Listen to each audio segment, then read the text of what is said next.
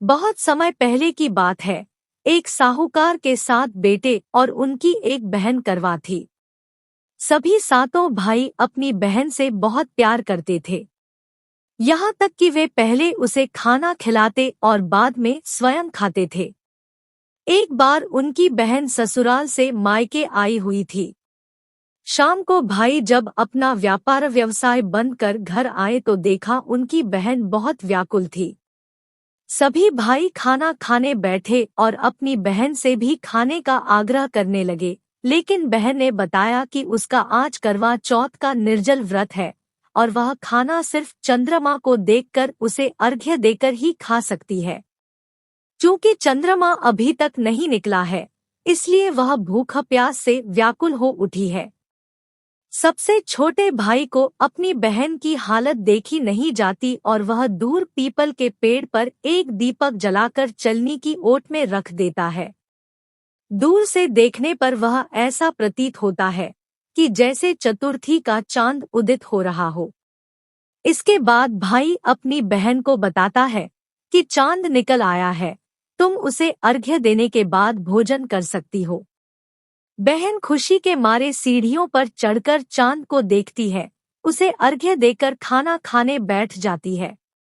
वह पहला टुकड़ा मुंह में डालती है तो उसे छींक आ जाती है।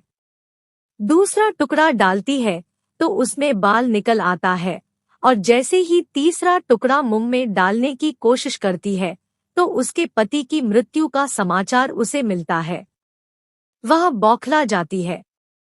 उसकी भाभी उसे सच्चाई से अवगत कराती है कि उसके साथ ऐसा क्यों हुआ। करवा चौथ का व्रत गलत तरीके से टूटने के कारण देवता उससे नाराज हो गए हैं और उन्होंने ऐसा किया है।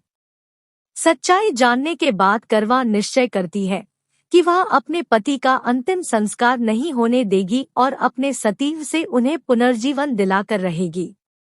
वह पूरे 1 साल तक अपने पति के शव के पास बैठी रहती है, उसकी देखभाल करती है। उसके ऊपर उगने वाली सुईनुमा घास को वह एकत्रित करती जाती है। 1 साल बाद फिर करवा चौथ का दिन आता है। उसकी सभी भाभियां करवा चौथ का व्रत रखती हैं।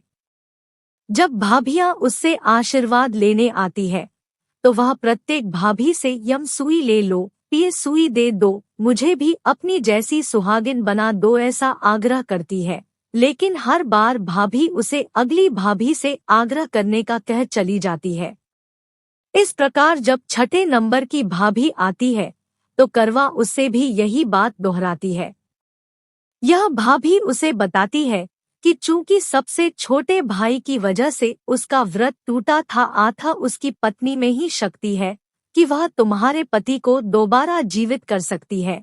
इसलिए जब वह आए तो तुम उसे पकड़ लेना और जब तक वह तुम्हारे पति को जिंदा न कर दे उसे नहीं छोड़ना।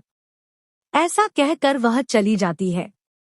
सबसे अंत में छोटी भाभी आती है। करवा उनसे भी सुहागिन बनने का आग्रह करती है, लेकिन वह टालमटोली करने लगती है। इसे देख करवा उन्हें जोर से पकड़ लेती है और अपने सुहाग को जिंदा करने के लिए कहती है। भाभी उससे छुड़ाने के लिए नोचती है, खसोटती है, लेकिन करवा नहीं छोड़ती है। अंत में उसकी तपस्या को देख भाभी पसीज जाती है और अपनी छोटी अंगुली को चीरकर उसमें से अमृत उसके पति के मुंह में डाल देती है। करवा का पति तुरंत श्रीगेश कहता हुआ उठ बैठता है। इस प्रकार प्रभु कृपा से उसकी छोटी भाभी के माध्यम से करवा को अपना सुहाग वापस मिल जाता है। हे श्री गणेश माँ गौरी, जिस प्रकार करवा को चिर सुहागन का वरदान आपसे मिला है, वैसा ही सब सुहागिनों को मिले।